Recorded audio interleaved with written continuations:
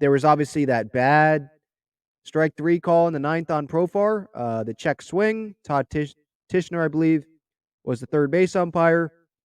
He says that Profar swings at that ball 4. It was ball 4. Would have set up runners on first and second with no outs. I know it's the bottom of the order, but guess what? The bottom of the order has come through for the Padres in some situations. Maybe the Phillies manager, Rob Thompson, decides to not stick with Dominguez after that. I don't know. I just think it changes the inning. And I'm just sick and tired of umpires taking the bat out of players' hands, not just players on the Padres, but just players in Major League Baseball, period, especially in these big games. And when it's the 9th inning, like you don't say that he went on a call like that. I thought looking at the replay, I thought he didn't go. I thought he literally checked his swing. Like that's what checking your swing is. Um, his wrist did not turn. They did not go forward. Like you could just tell that he didn't go. So even the guys on the Fox broadcast booth after the game, A-Rod, Kevin Burkhardt, they were like, "That's a very controversial call." A-Rod was talking about how he thought the game kind of sped up on Todd Tichenor there, the third base umpire. Um, and you could probably make the case that it did. I thought it was a very, very quick, yes, he went call. For it to be that close on replay, how are you going to tell that Profar went in real time when it's that close on slow mo? I just didn't understand why he went with the call that quickly. You could take a split second to make sure you're making the right signal and you know what happened there. Um, I just think that would have given the Padres another opportunity there in that 9th inning. That's for sure. First and second, no outs.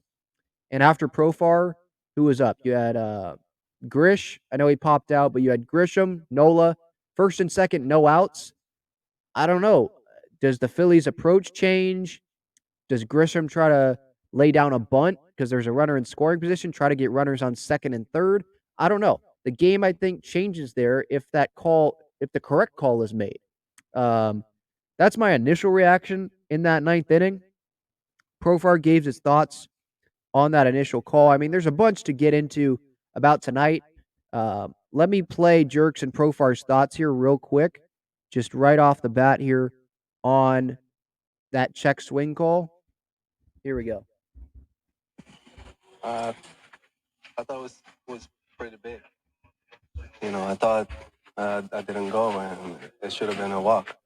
It makes a big difference first and second, nobody out versus the situation that it ended up being. Obviously, the emotion takes over there.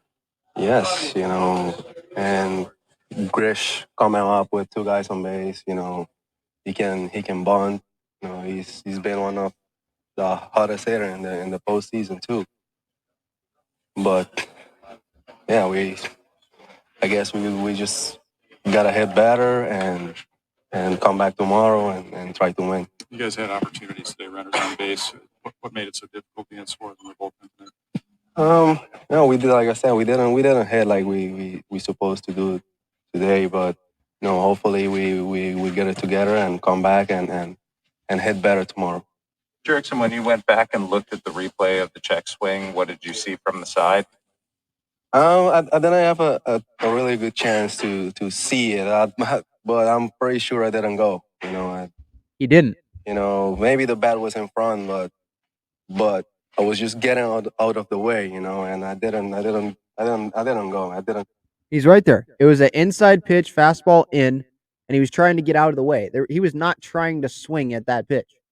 Some check swings, they're trying to swing, and at the last minute, they're like, oh crap, that's a ball. It didn't look like to me that he was trying to swing at that pitch. He was going, and then he saw that it was in and then didn't swing. But he was just trying to get out of the way. Here's Profar continuing.